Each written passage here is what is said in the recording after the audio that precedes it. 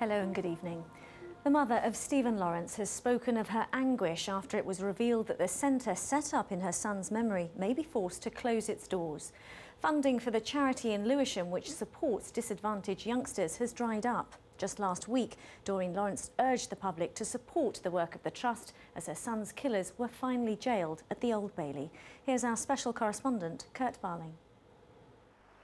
Built just 4 years ago after a decade of fundraising, the Stephen Lawrence Centre had at its heart matching ambition to reality for black, white and Asian youngsters from disadvantaged backgrounds. Now, with private funding scarce and public money limited, it's on the cusp of closure.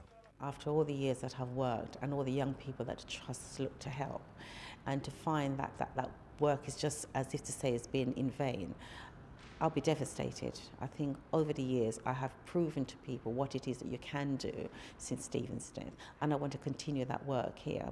Building on Stephen's unrealised dream of being an architect, the Trust has supported other disadvantaged students to pursue their architectural and university ambitions. Without it, I probably wouldn't have been able to get through university, but the fact is they support you. As a bursary student, they support you for life.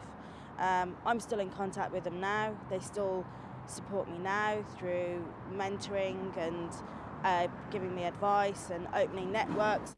The Trust is not alone in arguing a shift in public policy priorities has left those dealing with race equality, discrimination and disadvantage on the back foot. We've got a responsibility to get out and to tell the community and to tell people what we do here and what facilities are available.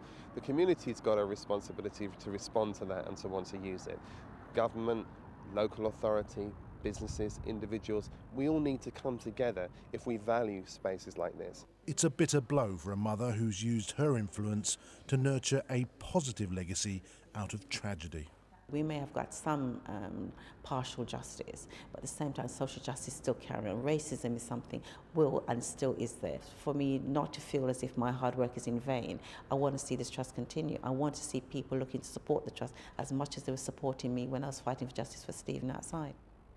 For the past 14 years, Doreen Lawrence has worked tirelessly to build up a legacy after her son was murdered, including opening this building 4 years ago.